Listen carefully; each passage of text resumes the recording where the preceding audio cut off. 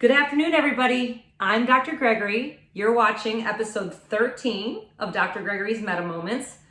This is my favorite number, number 13, and I'm gonna film this particular video horizontally because apparently that's a little more ideal for YouTube, but I'm hoping this will work on Instagram without any issues. So thanks for watching. This chapter, or episode 13, is going to be about the Metaphysical Anatomy book again.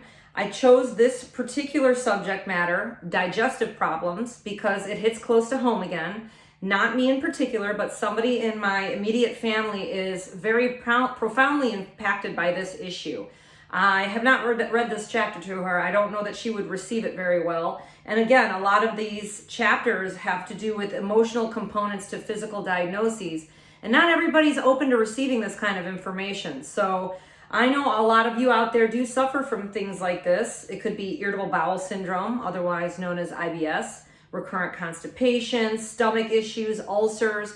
All of that does fall under this category of, quote, digestive problems. And I think since it's a relatively common concern, I would love to read this to you and have you guys see how it may or may not resonate with your current situation or condition. So let's get right into it, okay?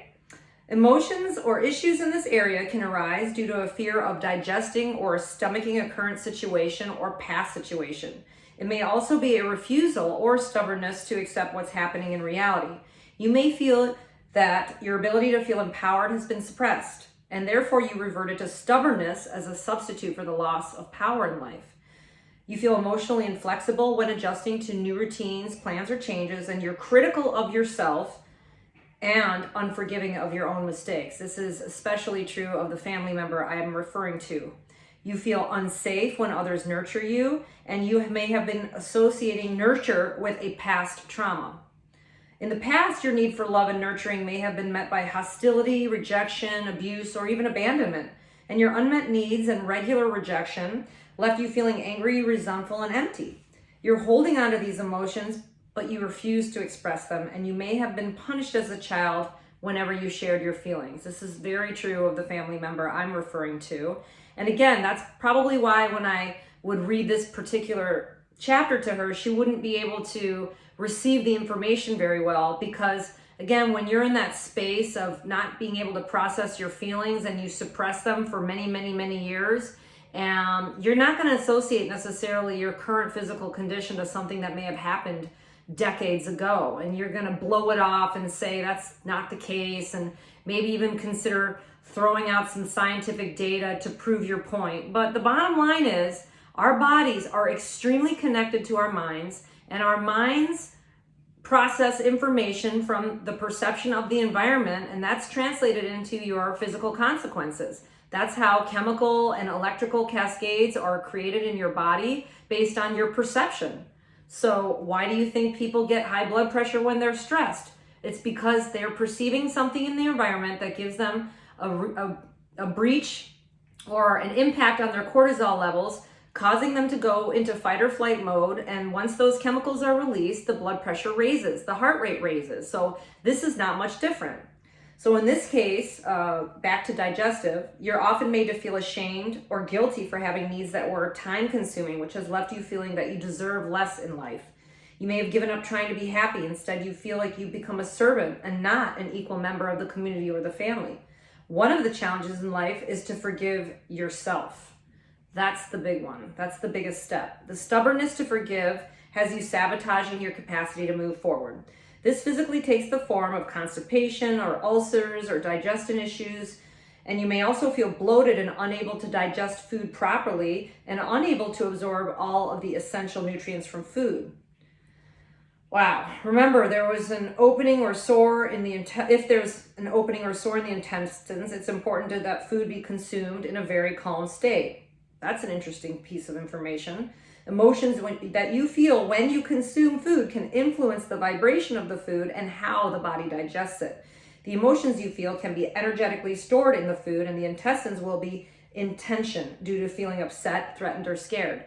This is actually something I've applied to my life, that if I'm in a very distressed state or angered state or having a conversation that doesn't feel good, I try to move on from that subject in the mealtime space. I don't think it's the time to talk about things that don't feel good, because everything is energy, and what you're putting into your body is a consequence of your environment, right? So if your feelings are affected at that point, that's also very important to note, that what you're feeling like while you're actively eating has an impact. Once food passes through the intestine and passes the opening or sore, the negative emotions stored in the food at the time of consumption can aggravate or worsen the already existing condition. So make it a point to meditate briefly before consuming food, such as even saying thank you. Thank you to the universe, thank you to God, if you will, thank you to whoever you want to thank for the food that you are being given at that moment. Anger can often flare up physically in the weak and in the vulnerable areas of the body. So that just goes back to what I call energy centers. Some people call them chakras. There are 7 energy centers, and this is where we have different connections to various organs in our body based on which energy center it is. And if you're weak or vulnerable in the stomach energy center, which is also known as the solar plexus, then you're going to have an impact in terms of how you bring information into that region and how you're going to feel physically thereafter. I really love that kind of subject, in fact, the subject of chakras or energy centers. Some people think that that's superfluous information, etc. I just consider it another aspect of our bodies, because we are not just matter. We are a combination of matter and energy, because as Einstein stated, E equals mc squared. So it's energy equals matter versus, not just versus, but energy equals matter. They are coexistent. You can't have one without the other. So again, mind over body and energy, extremely important to know what an impact you have on your own body and how you perceive not only yourself, but the environment. Going back to the subject of forgiving yourself, probably one of the most difficult things to do. I think many of us tend to project our angers out to others and our judgment out to others, when really where we're having the most profound issues is how we feel about ourselves, the things we do to judge ourselves. So when we judge ourselves, we project that out to others. How you feel inside is what you're putting out. It's kind of similar to what you would say karma, right? If you have a lot of anger in your body, a lot of anger, resentment in your body, that's what you're going to project out to the society or the people around you, or relationships around you. However, if you are full of love, forgiveness, optimism, that's what you're going to project out around you. And guess what? Whatever you put out comes right back to you. That's what you're going to feel, because everybody feels energy and vibration. So if you walk into a room and you see or feel somebody's energy, you're going to know whether they are in a positive or negative vibration, and you may be influenced by that energy. And most often you are. The question is, do you have a high enough energy or vibration to be able to influence what's around you and not allow that negative energy to influence your own? That's really important to know. So, digestive problems, again, just here's some key questions. Have you been involved with unresolved emotional abuse? And if so, how does it serve you to hold on to it? That's really important. Also, long-term resentment or anger that has been suppressed. How does that serve you to do so as opposed to releasing it? Do you feel challenged to let go of old hurt? Do you feel challenged to move on from this old hurt? Do you feel challenged by reality? So digesting experience in life makes it more difficult, because you're challenged by all of the realities that you deal with in your current situation or past situation. Is it unsafe to feel connected to not only yourself, but others, especially yourself? This could be stemming from a childhood pattern that you always expected to be attacked, or you feared the worst case scenario. Are you holding on to the pain from the past because you're waiting to be acknowledged for all of the hardships that you've dealt with in life? Is that why you hold on? Explore that possibility. Do you feel betrayed, and do you have a need for revenge? That's another possibility that could lead to your symptoms. And why do you need or feel the need to have revenge? Explore that resentment and trauma, perhaps maybe stemming from your childhood. Now, do you feel like your past abuse is part of your current identity? Do you fear that if you let go of this abuse that you dealt with in the past, that a part of you might die? This could also be a fear of change and feeling comfortable with being uncomfortable. The stomach area holds the fear and guilt. So fear and guilt towards whom? That's the question. Towards yourself or towards others? And the solar plexus, which I described earlier, which is your energy center near your stomach, where your pancreas and stomach is, it holds shame. So what do you feel ashamed of? Kind of explore those possibilities. The liver and the colon, so intestines and liver, they hold on to hatred, they hold on to rage and suppressed anger, and it's also related to boundary failures. So you feel disempowered and you give up because your boundaries have been invaded to the extent that you don't feel powerful anymore.